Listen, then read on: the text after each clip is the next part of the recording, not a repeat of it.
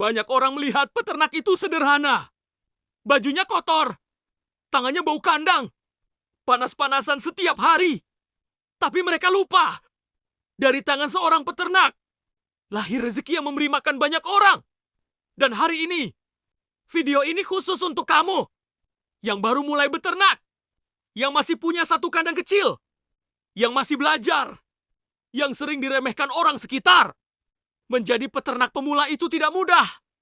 Kadang modal pas-pasan, kadang ilmu masih kurang, kadang semangat naik turun. Belum lagi omongan orang. Ternak itu susah. Nanti rugi, paling juga gagal. Tapi percayalah, semua peternak besar dulunya juga pernah jadi pemula. Tidak ada juragan sapi yang langsung sukses dalam semalam. Tidak ada kandang besar yang muncul begitu saja. Semua dimulai dari proses. Dari kandang kecil. Dari belajar sedikit demi sedikit. Dari jatuh bangun berkali-kali. Kadang ada orang yang melihat peternak itu pekerjaan rendahan. Padahal tidak semua orang kuat menjalaninya. Bangun pagi sebelum matahari terbit. Membersihkan kandang. Mencari pakan. Merawat ternak saat hujan maupun panas. Itu bukan pekerjaan orang malas. Itu pekerjaan orang kuat. Untuk kamu yang baru mulai ternak, jangan minder kalau ternakmu masih sedikit. Jangan malu kalau kandangmu masih bambu. Jangan malu kalau masih belajar. Karena yang memalukan bukan memulai dari kecil, tapi takut memulai. Kadang kita terlalu sibuk membandingkan diri dengan orang lain. Lihat peternak lain sudah punya banyak sapi. Sudah punya mobil. Sudah punya kandang besar. Lalu kita merasa kecil. Merasa tertinggal. Padahal, mereka juga pernah berada di titik yang sama seperti kita. Rezeki setiap orang berbeda-beda. Yang penting bukan siapa paling cepat sukses, tapi siapa yang paling kuat bertahan. Dunia peternakan itu mengajarkan kesabaran. Karena hasilnya tidak instan. Kita memberi makan hari ini. Hasilnya belum tentu besok. Kita merawat hari ini. Hasilnya mungkin beberapa bulan lagi. Dan itulah yang tidak dipahami banyak orang. Mereka hanya melihat hasil akhirnya, tapi tidak melihat perjuangan di belakangnya. Kadang peternak juga rugi. Kadang harga turun. Kadang ternak sakit. Kadang capek sendiri. Tapi dari semua itu, peternak belajar menjadi pribadi yang kuat. Kalau hari ini kamu capek, ingat tujuanmu. Mungkin hari ini kandangmu kecil. Tapi siapa tahu beberapa tahun lagi, kamu bisa membuka lapangan pekerjaan untuk orang lain. Tapi jangan menyerah. Allah tidak akan menyukai usaha orang yang mau berjuang. Pelan-pelan saja. Tidak usah iri dengan pencapaian orang lain. Fokus memperbaiki diri. Fokus memperbesar ilmu. Fokus memperkuat mental. Karena menjadi peternak bukan cuma soal mencari uang.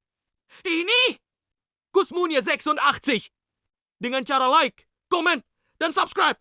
Karena satu subscribe dari kalian bisa menjadi semangat untuk terus berkarya dan berbagi motivasi.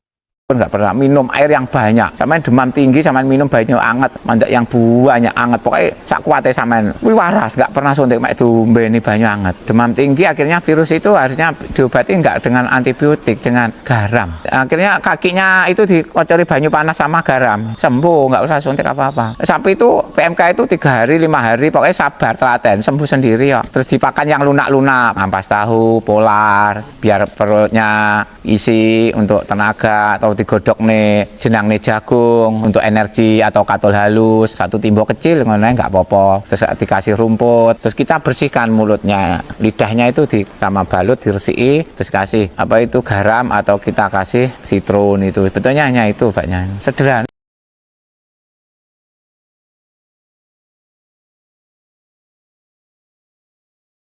Kita punya sejumlah sapi 8 ekor dan saya rawat sampai menjadi besar, sampai menjadi jumbo. Karena pemasarannya sapi besar pada saat itu kita belum punya pasar, punya tapi tidak banyak.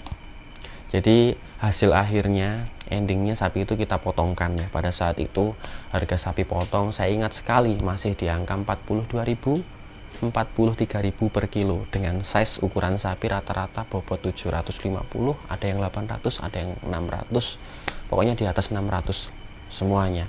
Nah, itu adalah momen dimana saya senang sapi. Kalau kita ngomongin bisnis secara tertulis, artinya tertulis rapi, kita ngomonginnya berarti sekarang sapi potong ya Mas ya. Karena yang bisa dihitung dengan angka itu adalah sapi potong. Misal sapi potong itu harganya 50.000 per kilo. Nah, untuk mendapatkan 50.000 per hari itu berarti kita harus memberikan pakan sapi di bawah 50.000 agar kita masih mendapatkan income. Ya sudah, kita mencari pakan yang memang menurut saya harganya relatif murah. Karena kebutuhan sapi itu menurut kami untuk nutrisinya itu minimal protein kasar 2% dari bobot konsentrat misal. Nah, 2% dari bobot, kalau sapinya rata-rata yang digemukkan bobotnya 500 kilo, berarti sehari kita butuh minimal 10 kilo. Nah, kalau sekarang konsentrat sapi misal anggaplah 3.500, berarti satu hari kita mengeluarkan kos untuk pakan 35.000. Kalau ADG-nya sehari 1 kilo, berarti kita hanya sisa 15.000. Dari 50.000 dikurangi 35.000. 15.000 itu income kita. Satu, menurut saya yang mempengaruhi dalam kenaikan bobot sapi itu adalah genetik Mas. Jadi kita mau maksain seperti apa, kalau genetik sapinya seperti itu, ya hasilnya seperti itu. Sampelnya gini aja Mas, sapi Bali Masnya tahu, bobot dewasanya berapa Mas? 400 kilo. Kita anggap nilai normalnya ya. Ya ada yang 600 ada. Tapi bobot dewasanya 400 kilo. Kita kasih pakan yang luar biasa Mas. Misal jagung, beras, kedelai, bungkil dan lain sebagainya. Kita ransum sedemikian rupa, kita cetak sapi Bali itu seton, bisa nggak Mas? Karena udah bukan fitrahnya sapi itu, bukan porsinya sapi itu untuk mengejar bobot sampai 1 ton. Bobot dewasanya 400 kilo. Ya nggak bisa. Genetiknya genetik segitu.